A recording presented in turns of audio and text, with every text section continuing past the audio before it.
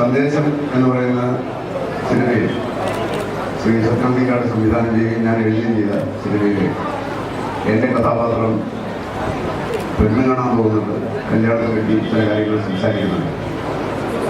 അതിൽ പറയുന്നത് കല്യാണത്തിന് വലിയ ചടങ്ങുകളൊന്നുമില്ല, ഒരു രക്തധാരം അങ്ങോട്ടടിയിക്കും, ഒരു രക്തധാരം ഇങ്ങോട്ടടിയിക്കും, ചെറുനാരങ്ങ വെള്ളം കുടിക്കും, നടക്കുന്നുണ്ട്.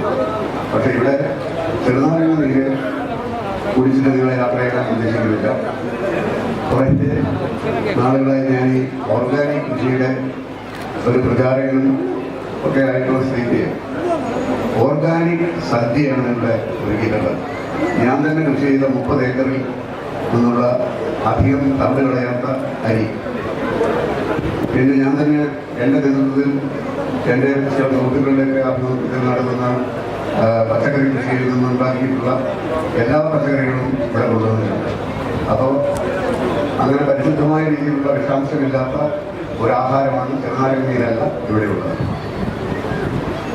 എല്ലാവർക്കും ഒരിക്കൽ കൂടി സ്വാഗതം പറഞ്ഞുകൊണ്ട് ഇന്ന് വിവാഹനാകാൻ പോകുന്ന എൻ്റെ മകനാണെന്ന് ഞാൻ വിശ്വസിക്കുന്ന ധ്യാൻ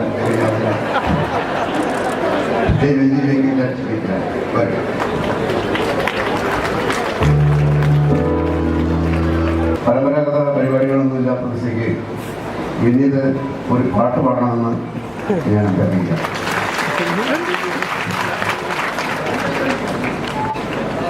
ഈ രീതിയിലുള്ള ഒരു കല്യാണം നേരത്തെ കണ്ടിട്ടില്ലാത്തതുകൊണ്ട് ഞാൻ ഒരു പരിചയക്കുറവുണ്ട്. പൂജാരി ഉള്ളൊരു കല്യാണമായിരുന്നു എൻ്റെത്. അപ്പോൾ ഈ കല്യാണത്തിന് അങ്ങനെയുള്ള സമ്പ്രദായമൊന്നും വേണ്ട എന്നുള്ളത് അച്ഛൻ്റെ ഒരു ഐഡിയ ആയിരുന്നു. ഞാൻ കല്യാണം കഴിക്കുന്ന പെൺകുട്ടി ക്രിസ്ത്യനാണ്, ഞാൻ ഹിന്ദുവാണ്. അപ്പോൾ നമുക്കൊരു മാപ്പിള